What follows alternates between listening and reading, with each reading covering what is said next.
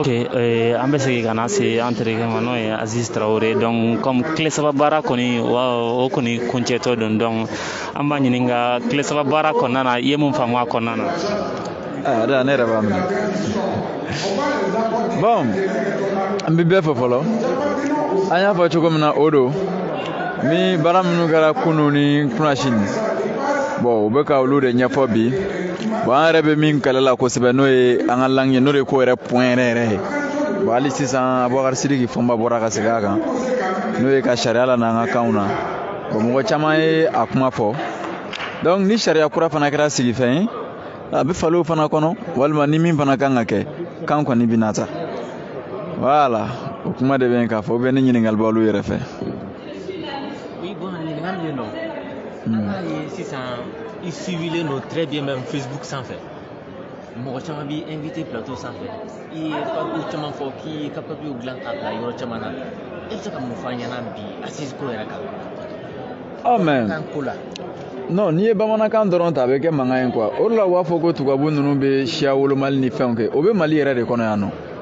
tubabu bɛnna u ka kan dɔw kan k'o ta walasa u ka hɛrɛw ka na u fɛ yen maa o ma se ka bɛn an ka kan kan n'i y'an ka kanko kuma fɔ dɔrɔn a bɛ kɛ balawu ye mais an bɛ an ka kan bila ka tubabu ta kalan o kɛra diɲɛ bɛɛ ɲinɛ mais an ka mɔgɔ kalannenw bɛɛ tɛ ka tubabukan de fɔ mun ka siyaw bila ils ne sont pas des français an ka mɔgɔ kalannen si tɛ yen qui est français a si tɛ yen mais u bɛɛ y'u ka kan bila donc an tɛ segin an yɛrɛ ma abada mɔgɔ bɛ ka ɲinɛ k'an ka kan man ka tabiya de la. Nos langues font partie de nos cultures, ça fait partie de nous-mêmes. Donc ni Aziz banna jaabi minnu bɛna fɔ o kɔfɛ n'an ka langue taara o don n'o tɛ ni mɔgɔ y'u sigi ko mɔgɔkɔrɔba ninnu bɛna ko ɲɛnabɔ c'est fini hein mɔgɔkɔrɔba ninnu tilala ka ban. Mais e nalen yan e ye kuma da sɔrɔ ka nin revendication kɛ yan. Ne ye kuma sɔrɔ kunu ka kuma sɔrɔ bi ka kuma sɔrɔ kunu k'a sɔrɔ kuna sini wa n ye min fɔ réseau sanfɛ n y'o kuma kelen de fɔ yan mais ka temps sɔrɔ k'a développer cogo dɔ la scientifiquement o temps ma di bɛɛ ma o. salle kɔnɔ yan. non u ye 2 minutes de di mɔgɔw ma o de la kuma o teliya la n'o tɛ ninnu tɛna démonstration foyi wɛrɛ kɛ min ma kɛ walikanw na ka ban n'an b'a ta an ka ta n'an t'a ta an ka ta c'est tout ce n'est que ça foyi wɛrɛ tɛ yen. mais ka revendication kɔnɔna la i ye a don a kɔnɔ kɔni. n y'a don a kɔnɔ u ye souveraineté fɔ yan nɔ k'a bɛ daminɛ wari la n ko tiɲɛ tɛ souveraineté bɛ daminɛ adamaden ka kan de la n'o ye yɛrɛ ye o mana bɔ i ka wari n'i ka kan de ta o sɛbɛn i ka wari kan ça c'est clair kan min bɛ sini sariya la o de b'u ka wari kan yaya min bɛ ka mɔgɔw fana sɔrɔ ko je suis peul je ne parle pas bamanan je suis o bɛ o ɲɔgɔn nɛgɛ kan de dɛ a y'a mɛn i yɛrɛ tulo b'a la a y'a mɛn. donc o ye comme ça fo kana sigi e ka kuma fɔlen kan. fu de don.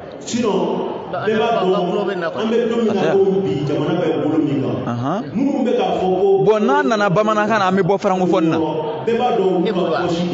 ne bolo tɛ francophonie kɔrɔ de mɔgɔ minnu ka kan ye français a tɛ yan n'aw nana aw ka kan na a bɛ bɔ francophonie na coopération internationale fɛn bɛ Mali ni France a bɛɛ bɛ tigɛ.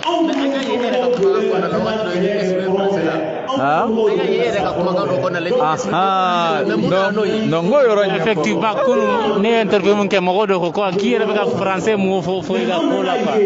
mɔgɔ caman ye. an ka ɲɔgɔn dɛmɛ ka jamana dilan o de ka ɲi ne ko ne ye kalan kɛ français la ne ye kalan kɛ français la n ma kalan kɛ bamanankan na mais kalan kun ye mun ye n'i bɔra gɛlɛya min kalama i b'o ɲɛɲini k'o wuli tubabu bɛ taa ɲɛ ten o ce n'est pas sorcier o tubabu tɛ subaga ye o ala tɛ fɛn foyi dilan ka di tubabu ma u b'a ɲɛɲini de k'u ka gɛlɛya wuli o tɛ yan Inde tun bɛ baara kɛ anglais la a y'a bila de an fana bɛ baara kɛ la français la n'an b'a bila an k'a bila n'an t'a bila an k'a to yen ne bɛ français mais ne tɛ dɛsɛ français la bilen fo ka dugukolo meleke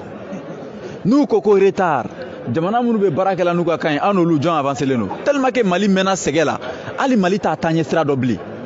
an binnen don an hakili de kan bon an tɛ se ka wuli n'an ma wuli ka bɔ ni hakiliban dɔ tɛ farikolola ko ninnu si tɛ ko ɲɛnabɔ ça ne règle rien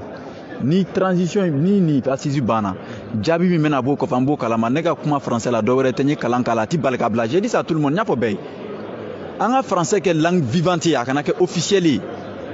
an k'a kɛ langue vivante ye o la n'a b'a fɔ WhatsApp kan a y'a fɔ k'aw bɛ bɛn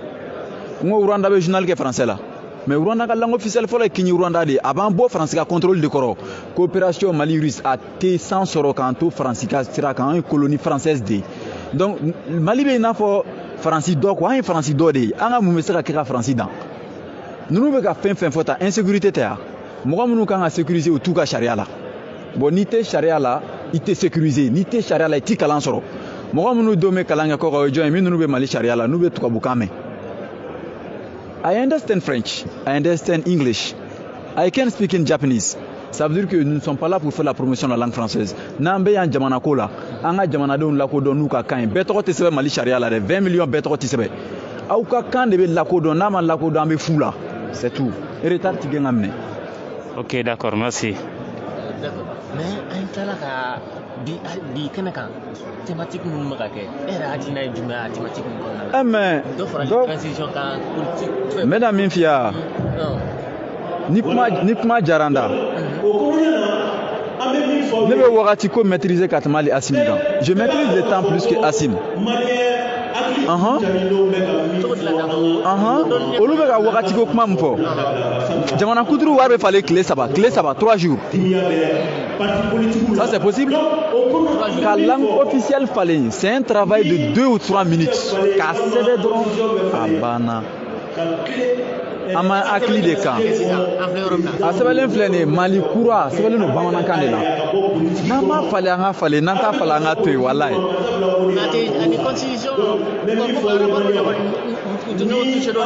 jumɛn mais adamadenw de ma constitution sɛbɛn yan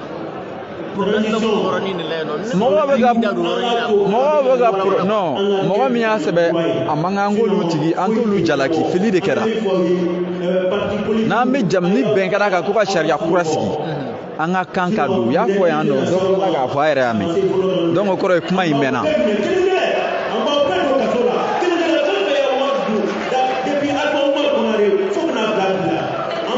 voilà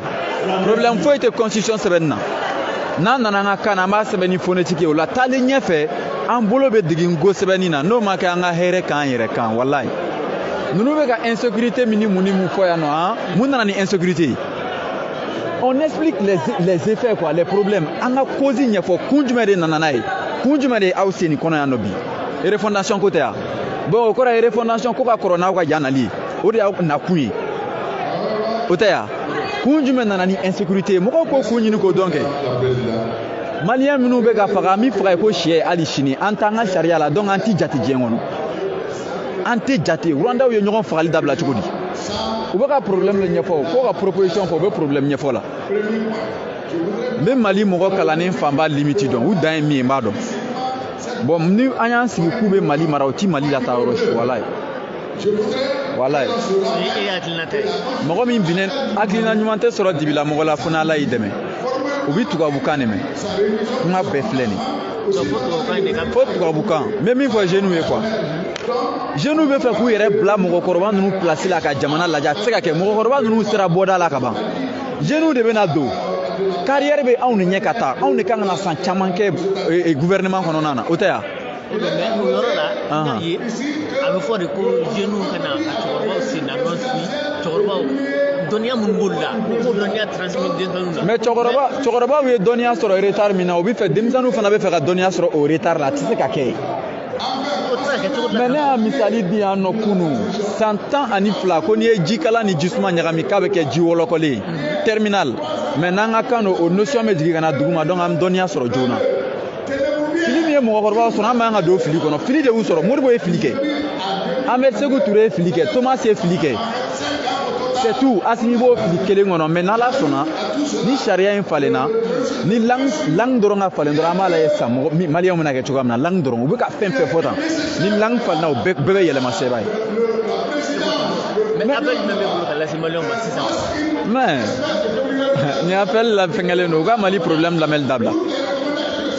u ka ɲɔgɔn buruja dabila fili kɛra an ka fili dilan an ka taa n bɛ bɛɛ lajɛlen fo mɔgɔ minnu bɛ cɛsiri la walasa Mali ka bɔ n bɛ bɛɛ lajɛlen fo denmisɛnninlamɔgɔ fara mɔgɔkɔrɔbalamɔgɔ kan.